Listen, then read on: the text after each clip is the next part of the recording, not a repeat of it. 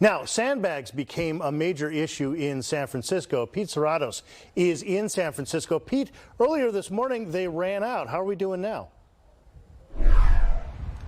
Yeah, good morning to you, Scott. Yeah, remember, a lot of these folks, they're still recovering from that New Year's Eve storm over the weekend that caused widespread flooding. But yeah, during the morning shows, they didn't have sandbags at this location at the Public Works in San Francisco. But we know in the past couple of hours, those sandbags have arrived. So as we stay on this shot, I want to show you what's happening here. Each car, there's about 3 slots when they go in there.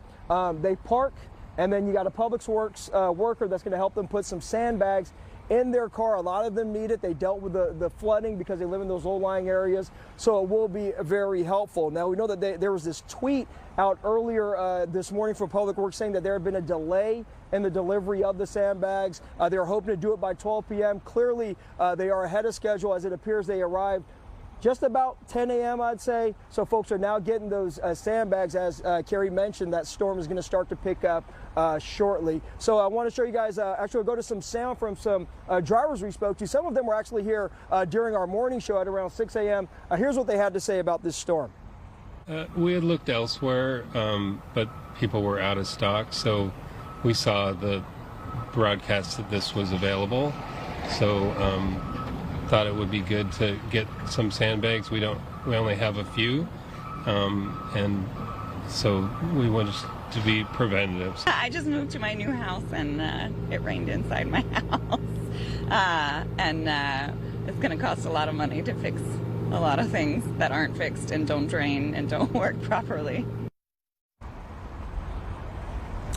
You guys are looking at some new video right now. This is a tree down at 16th and Kirkham. Now, there's a lot of saturated soil, as we've mentioned. We're getting so much rain.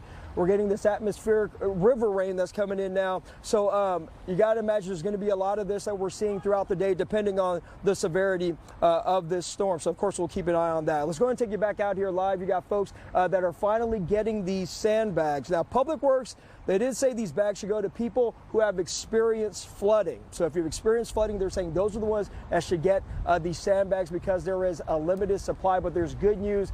They are getting the sandbags as this storm begins to pick up. In San Francisco, Pete Suratos, NBC Bay Area News. Pete, thank you. Just the beginning of a lot of activity, no doubt. There was a lot of activity over the weekend. A neighborhood that flooded badly during Saturday's storm, trying to prevent the same kind of damage once again. They just barely cleaned up. Let's head to NBC Bay Area's Bob Redell, joining us live from Danville in that neighborhood. Bob? Yes, we're on Brookside Drive. Good morning to you, Laura. This is not far from the intersection with El Capitan, where there's major flooding. And Brookside Drive this weekend on Saturday was turned into a muddy river. There's still a lot of mud out here. The city has contractors out who have been cleaning this up. And this is a flood that, as you can see, it ruined some yards. You look over to the right, this lady right here, you see those orange sandbags. They just had them delivered to her home. And there were some homes that actually flooded. This is what the scene was early this morning when workers continued to scoop up mud that was several inches thick in the road and on sidewalks. The foreman tells us it's crucial to clean up the intersection of Brookside and El Capitan. That's where the water was the deepest. It was 4 to 5 feet deep because 3 storm drains in that intersection just could not handle the rain flow. Those drains are now clear. The Trucos, who live in this home at the intersection, tells us that their downstairs flooded Saturday, and that's why they've got their garage door and front yard sandbagged, and fingers crossed for tonight. I don't know. I'm really scared. I'm scared about it. I don't know. Hopefully our house is protected. Yes.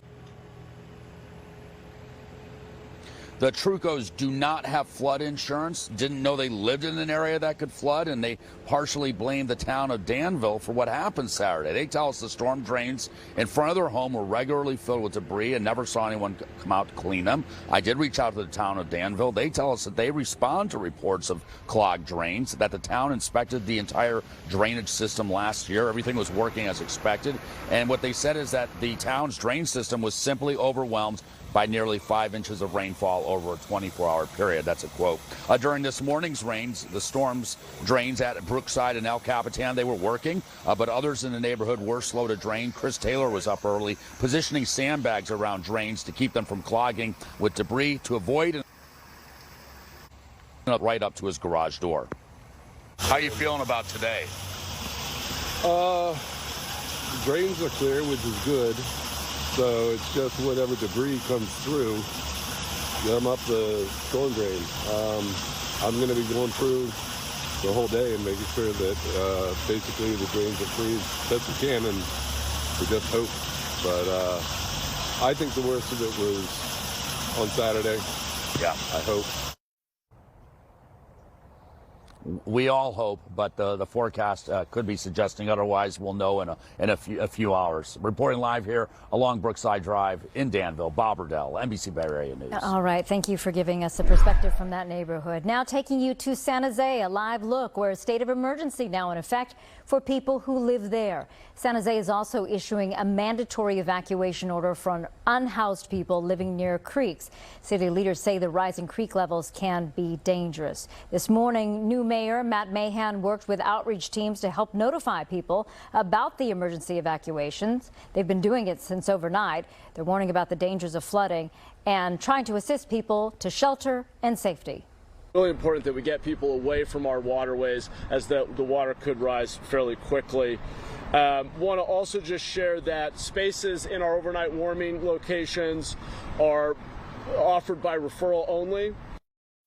The city is also working to increase the shelter capacity with more beds to help provide vulnerable residents with a dry place to sleep and to be safe. They'll expand that capacity if needed. We now know that the city of San Jose also working with the Red Cross.